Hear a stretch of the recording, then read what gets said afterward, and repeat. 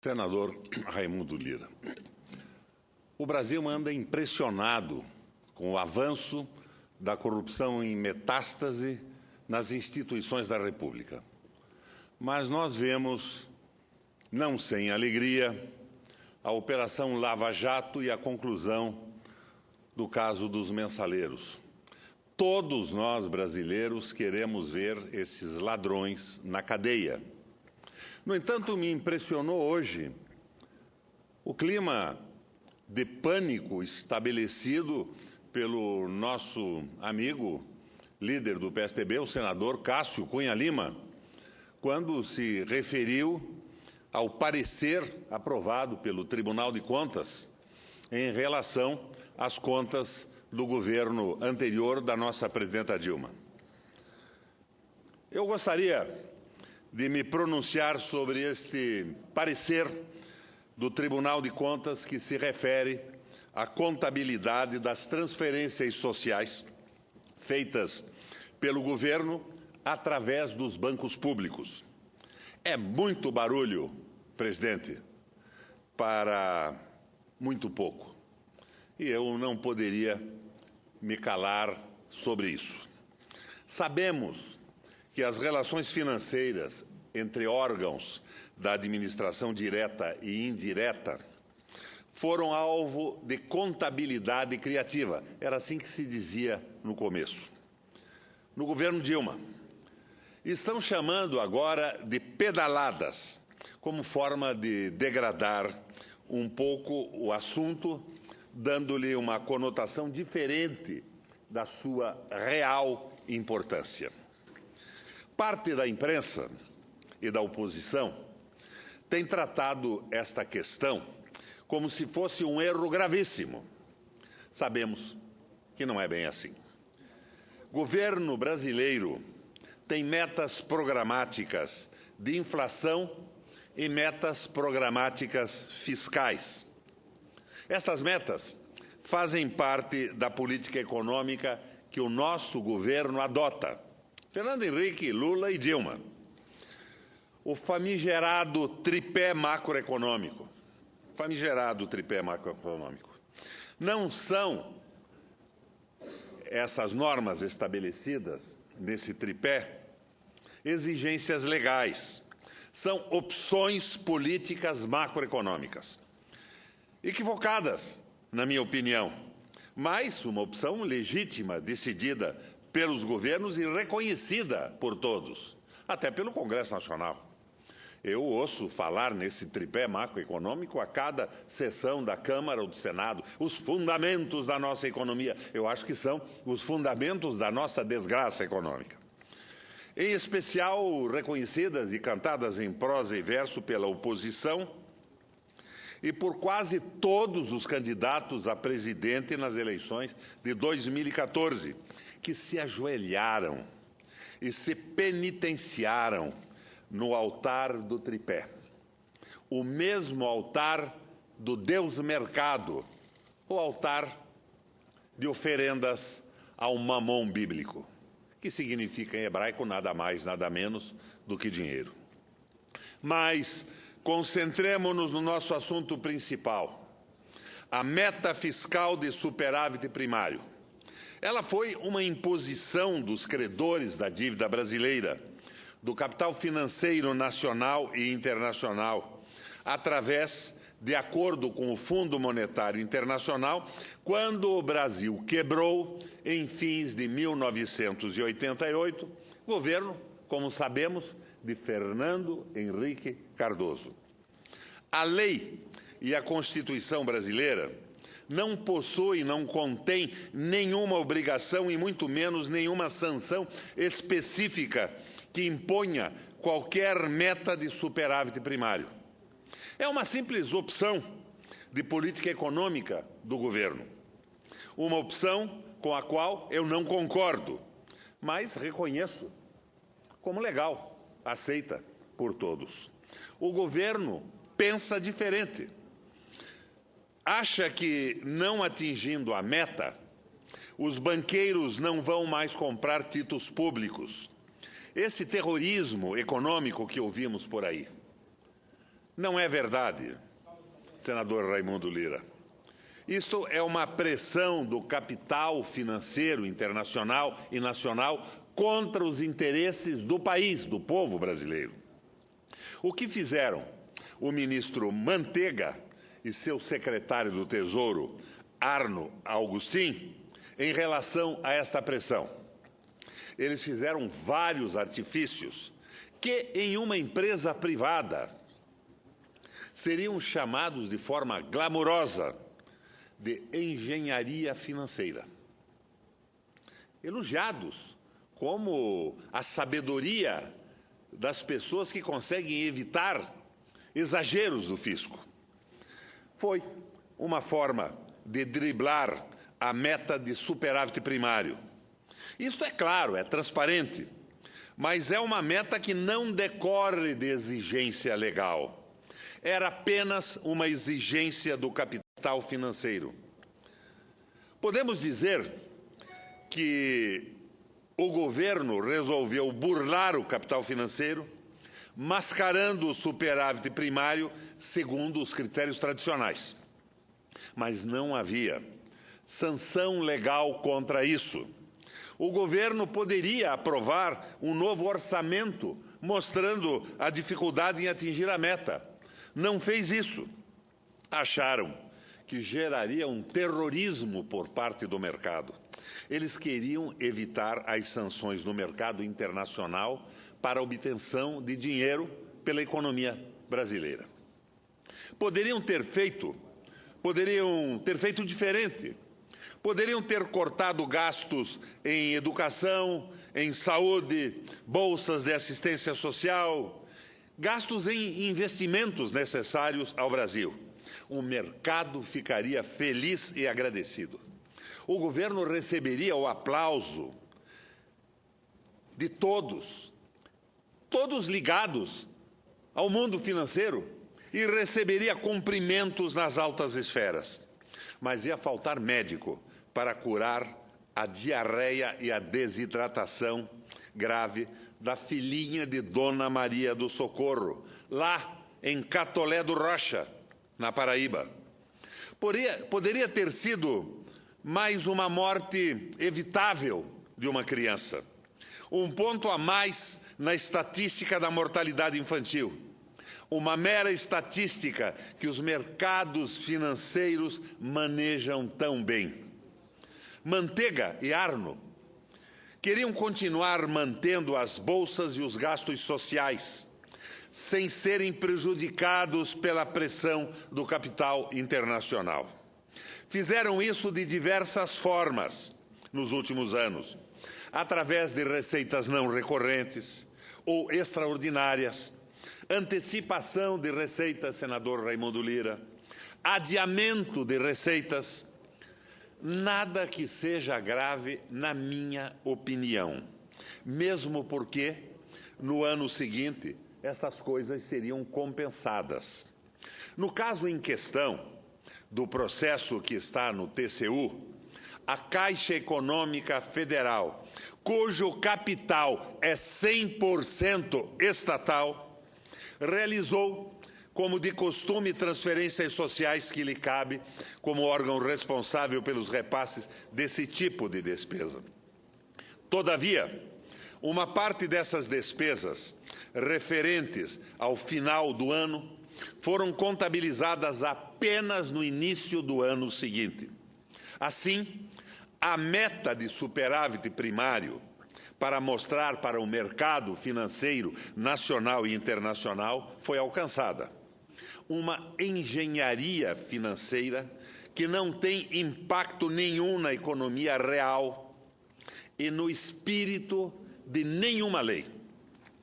Foi o atraso na contabilização de uma despesa por algum tempo.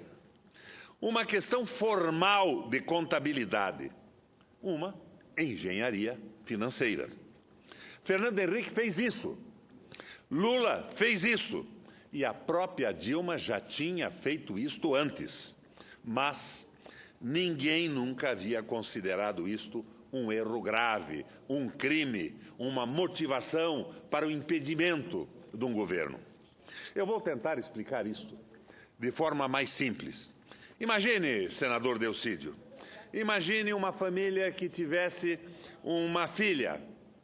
O casal Delcídio e Fernanda, por exemplo, que tinham uma filha chamada Clara, e eles pagavam pontualmente os seus compromissos. Pagavam as suas dívidas de forma pontual. A filha deles, chamada Clara, ou não, chamada Fernanda, um dia quebrou a perna. O hospital coloca uma conta salgada para o Delcídio pagar.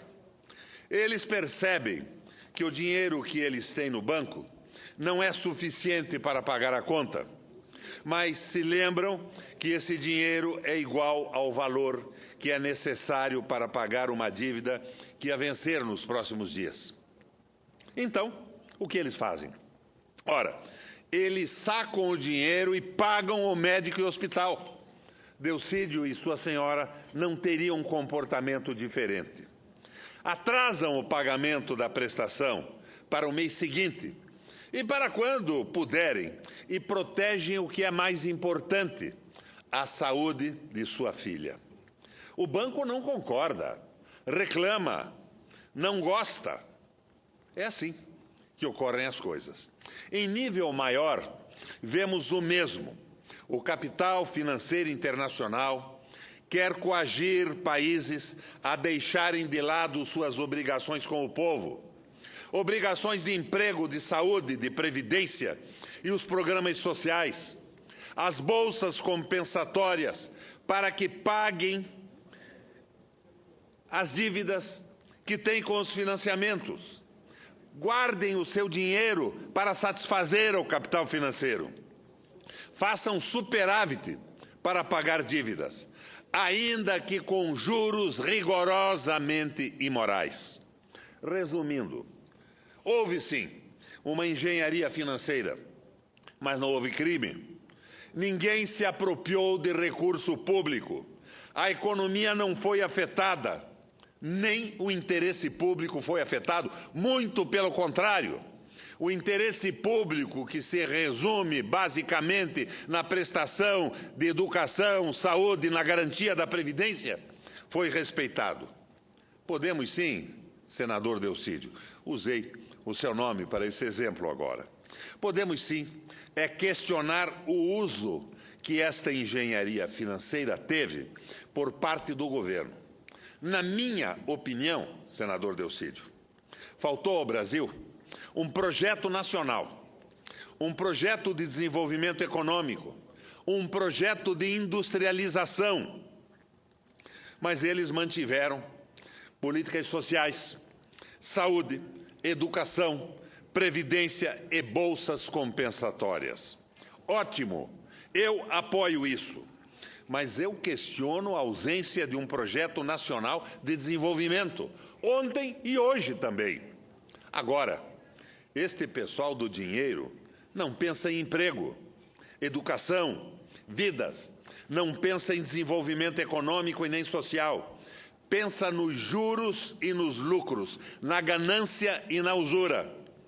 Senador Lindbergh, no plenário um projeto seu, colocando entre as obrigações do Banco Central, não apenas a garantia e a valorização da moeda, mas a obrigação em manter empregos e assegurar o desenvolvimento do país. Está engavetado isto nesse raio de Senado Federal há anos. Por que engavetado? Por que a mesa segura e não abre o debate para o plenário? Mudando a competência do Banco Central, tirando o Banco Central dessa visão neoliberal do domínio do capital financeiro no Brasil e no mundo, e não agrega uma visão social própria ao Estado Social, que surge depois da Segunda Guerra com a derrota do nazismo. Este é o meu relato do que aconteceu. O Tribunal de Contas está julgando e dando parecer sobre o aspecto formal, uma mera formalidade.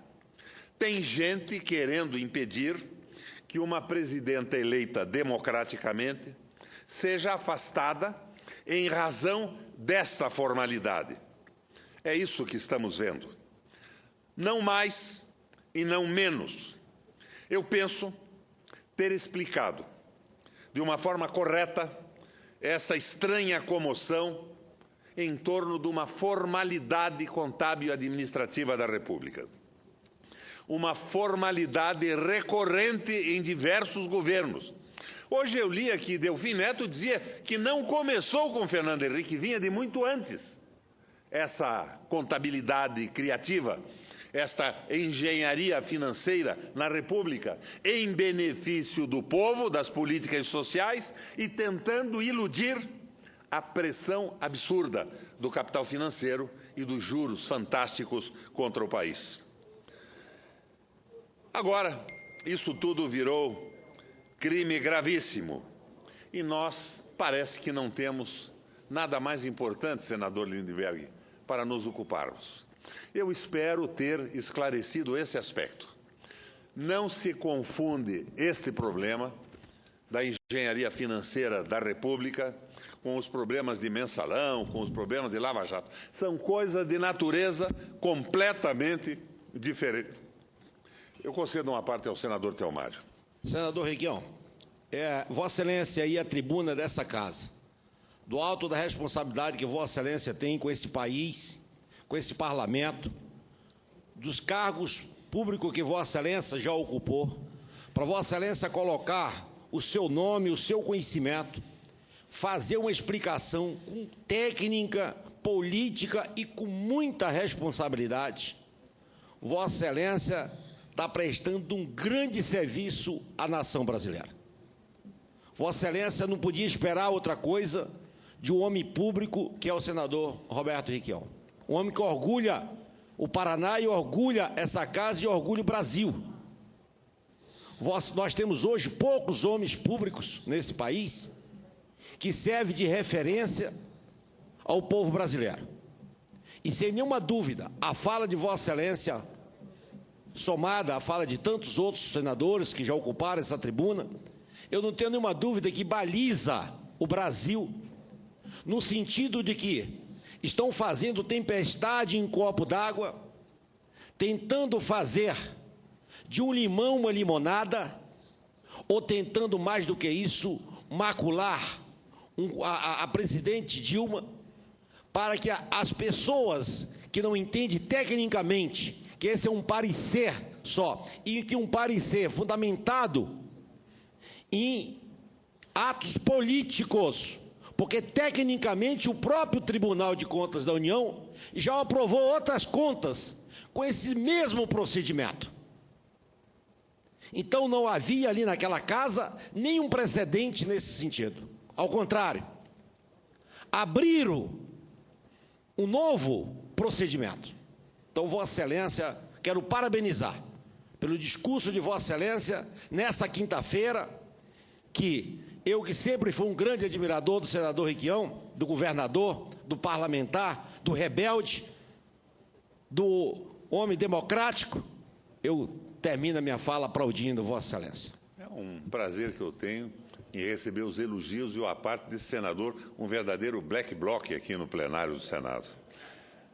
Eu farei um comentário sobre esse clima que nós estamos vivendo. Eu colocaria esse comentário na boca da nossa presidente da República, com seu recente bom humor.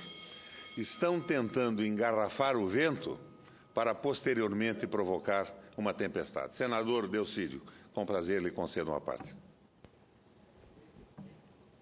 Senador Requião, acho que é muito pertinente o discurso de Vossa Excelência e um discurso didático, porque coloca essa questão no dia a dia de qualquer cidadão comum.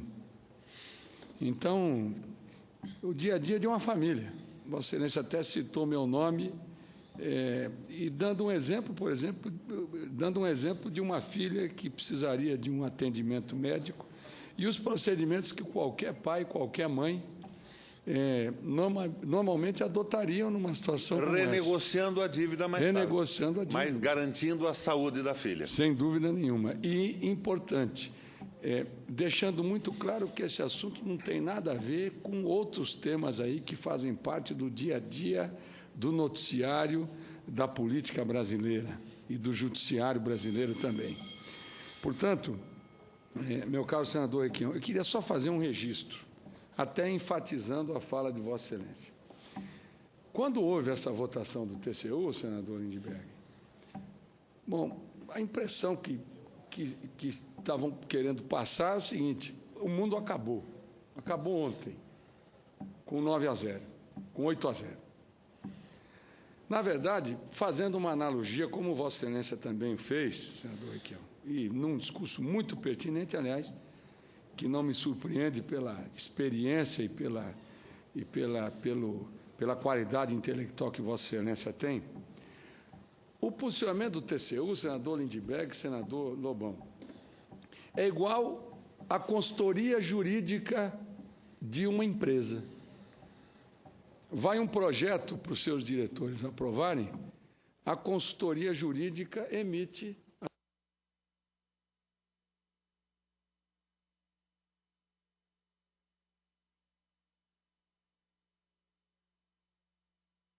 a consultoria jurídica, ela emite a sua opinião. Os diretores vão deliberar sobre aquele projeto, claro, vão receber esse posicionamento da consultoria jurídica da companhia, da empresa, mas não necessariamente vão seguir à risca o que a consultoria jurídica propôs, sem cometer, meu caro presidente, senador Telmário, nenhuma ilegalidade. Então, esse caso do TCU é muito parecido com uma empresa. Claro, eu estou dando um exemplo bem mais simples, como o exemplo de uma família, né, que o senador Requião colocou aqui, é o seguinte: o TCU está oferecendo, como órgão de fiscalização e controle, o senador Lobão, que já foi presidente de conselho de várias empresas, sabe o que eu estou falando? A consultoria jurídica, ela está oferecendo, aliás, o TCU está oferecendo para o Congresso e para a Comissão de Fiscalização e para a Comissão de Orçamento, comandada brilhantemente pela senadora Rose de Freitas, está oferecendo uma contribuição, mas a decisão é da Comissão de Orçamento e é do Congresso. Então tem que deixar bem claro isso, porque, na verdade, o Tribunal de Contas da União, ele está... O senador Requião foi muito feliz naquilo que disse. Ele fez uma avaliação e colocou a sua posição. Agora, isso que o TCU aprovou vai ser utilizado como referência? Vai. Mas dentro da maior naturalidade, como já aconteceram com outras contas de governo que vieram para cá. Aliás, hoje o deputado Ricardo Barros, que é do Paraná também, estava dizendo que... Eu vou dar um exemplo que a gente viveu aqui, minha querida senadora Rose de Freitas. Obras inacabadas. Vários pareceres do Tribunal de Contas da União simplesmente mandavam encerrar as obras. E o Congresso teve o discernimento, à luz da legalidade, de buscar soluções técnicas para essas questões e dar sequência a projetos que eram ou que são e serão de extrema relevância para o nosso país. Então, a contribuição do TCU, importante, técnica, dentro de preceitos que pautam o posicionamento do TCU, vai servir de subsídio para o relator ou relatora que a senadora Rose de Freitas vai indicar, que tem até 40 dias para apresentar o seu relatório, depois mais 15 dias para apresentação de emendas, mais 15 dias para o relator ou relatora apresentar o seu parecer. Portanto, nós temos que dar um tratamento sereno, né, e entendendo claramente a posição do Congresso e esses vários exemplos que foram dados ao longo da tarde de hoje no Senado Federal. Queria só deixar esse registro, senador Requião, e parabenizá-lo pelo competente discurso feito nessa tarde. Senador Delcídio, nós estamos diante de uma contradição muito grande, de um embate entre o Estado social, senador Lobão, que surgiu no pós-guerra, o Estado que respeita direitos, que garante direitos trabalhistas, direitos humanos, e a volta do domínio do capital. a precarização do Estado com a valorização dos bancos centrais. O Estado passa a ser um Estado gendarme cuidando da segurança. A precarização dos parlamentos com o domínio do capital no financiamento de campanhas e de partidos. Não há mais ideologia, são prepostos do capital que os elegeu. E a precarização do trabalho. Temos no Congresso Nacional hoje tramitando a terceirização e agora na Câmara um projeto que estabelece que acordos coletivos são mais importantes que a legislação, isso no momento de desemprego. Mas vamos além disso. Me dizem que agências de risco e o próprio ministro Levi, com qual política eu não concordo de forma alguma, está pedindo ao Congresso a aprovação da lei antiterror. Lei antiterror, revogação da CLT e arroxo fiscal. Eles querem conter a indignação do povo, que está aumentando a cada dia com o caos causado na nossa economia, aumento do desemprego, 40% a menos de automóveis produzidos no último mês. Nós não vamos bem na condução da economia. Eu acho que nós precisamos mudar a orientação econômica, mas esse embate não é de agora. Me informavam hoje antigos funcionários do Senado que, na época da Constituinte, a Constituinte, senador Lobão, Vossa Excelência que tem experiência, porque nós dois somos os velhos aqui nesse plenário. A Constituinte, a nossa Constituição estabeleceu que tinham duas rubricas intocáveis na Constituição inicialmente. Era o pagamento do pessoal e a transferência para os estados. Então, me diz essa funcionária que a visão dependentista, a visão que valoriza mais o capital do que a vida, o trabalho e o desenvolvimento em função das populações, esta visão, representada à época pelo senador José Serra, introduziu na Constituição a inviolabilidade da rubrica destinada aos serviços da dívida. Passou a ser, junto com o pessoal, a transferência para os estados, intocável. Posteriormente, depois, senador Lobão, uma emenda constitucional incluiu a Previdência também nisso. Mas na época da Constituinte foi assim. Então, é um debate entre duas ideias. E eu estou na linha do Papa Francisco. O capital é importantíssimo. Quando ele é investido, cria empregos, produz bens, viabiliza o avanço da tecnologia. Mas o capital não pode dominar a sociedade humana. E isso vem da Bíblia, não apenas do Papa. Não se pode servir a Deus e a Mamon ao mesmo tempo. E Mamon em hebraico não é outro Deus. Mamon em hebraico é apenas a palavra que significa dinheiro. Nós estamos vendo uma tentativa progressiva de escravizar os governos à lógica do capital financeiro, do capital voraz, do capital à busca de lucros desesperados. E é esta a situação que nós estamos enfrentando. Presidente, eu quero, já que avancei tanto no tempo, pedir licença. Posso respeitar uma ligeira, então? Como não, senador Lobão? Com prazer. Pelo lugar, senador Requião, pela coragem de não se omitir. Nesta hora e nestes assuntos, de modo geral, as pessoas se omitem e cometem o pecado. O padre Antônio Vieira, que esteve por muitos anos no Maranhão, lamentava o pecado da omissão. E Vossa Excelência não comete este pecado. Eu só posso, portanto, exaltar a sua coragem e os esclarecimentos que traz a este assunto, que tomou conta, temos que reconhecer, da opinião pública, de maneira deformada. De maneira deformada. Ainda há pouco, o senador Requião, Vossa Excelência dizia que outros governos procederam do mesmo modo.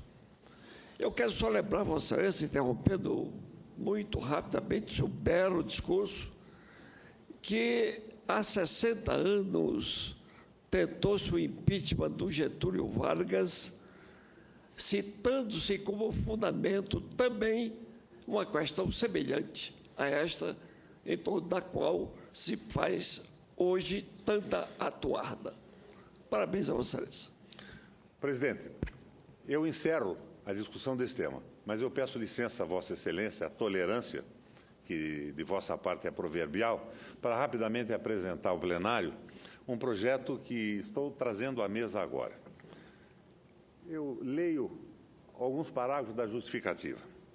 Diversos estados, e o Distrito Federal também, concedem benefícios fiscais a pessoas jurídicas, em grande parte, às vezes mediante crédito presumido de ICMS, buscando atrair investimentos para seus territórios. Ao fazê-lo, os estados e o Distrito Federal abrem mão de parcela de sua arrecadação fiscal, pela captação de negócios, geração de empregos, fomento da indústria local e desenvolvimento regional.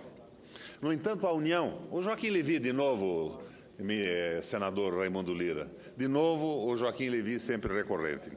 No entanto, a União, interpretando os referidos incentivos fiscais como acréscimo patrimonial das empresas, entende que sobre eles incidem os seguintes tributos federais: IRPG, CSLL, contribuição ao PIS e CONFINS, respectivamente, às alíquotas de 25%, 9%, 1,65% e 7,6%, ou seja, no total 43,25%. Eu estou apresentando um projeto singelo, simples, que veda à União tributar os ganhos decorrentes de renúncias fiscais dos municípios. Está se estabelecendo um pânico com essa voracidade fiscal da política econômica do governo federal.